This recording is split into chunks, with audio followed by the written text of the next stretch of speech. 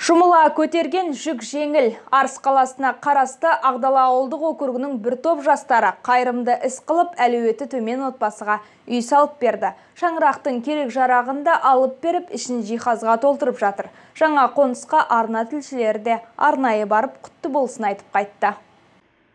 Ағдала ауылдық округіндегі Саттар Ерубаев мектебінің түлектері жақсылық жасап жарысуда. Олар осы жылы да игі іс жасап, бір отбасына баспаналы етті. Нақтырақ айтсақ, 1981 жыл мен 2001 жылға дейінгі түлектер бірлесе отырып, әр жыл сайын баспанасыз бір отбасыны үймен қамтамасыз етуді мақсат еткен. Осылай жастар бірлесе отырып, өз араларынан іріктеп Данияр Исмайловты жастар биі деп тағайындайды. Осы ауыл жастары көктемде осындай жастар жиналып, ауызбіршілік қылып, мына кісіні айтты. Сөйтіп бәрі жиналып, осы кісі біраз болды. Бір 20 жылдай болды бұл кісінің ауылда тұрып атқаны. Баспана жоқ, өзінің денсаулығы жоқ. 4 бала шағасы бар.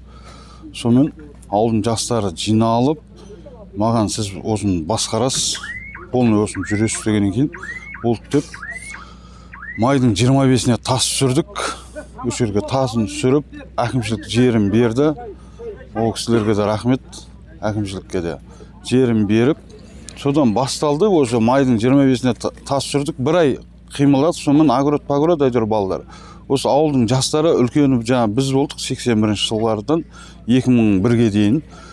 Әрқайсысы келіп, әр нәрсесін істеп, Құдай қаласа 3 айда бітіп шықтық. Осымен ауылдың жастары Құдай қаласа бір жылда бір там беріп отыратын қып, келісіп ауылдың жастары. Соған кірісіп жатыр енді Құдай қаласа. Енді Айдар ағаның отбасы үшін ауыр тұрмыс қиын күндер артта қалды. Ауылдастарының қолдауымен жаңа қонысқа жайғасқан отбасыға демеушілер тұрмысқа қажетті техникалар мен керекті заттарды да табыс етті. Баспананың құрылысы ауыл жастарының ынтымағының арқасында небәрі 3 ай көлемінде салынып біткен. 4 бөлмелі бұл баспана толықтай жылу жүйесімен де қамтылған. Бірлігі жарасқан ауыл тұрғындары алдағы уақытта да баспанаға мұқтаж тағы бір отбасына қуантпақ ниетте. Майым Абызбай, Бағдат Қайратұлы, Арт ТВ жаңалықтары.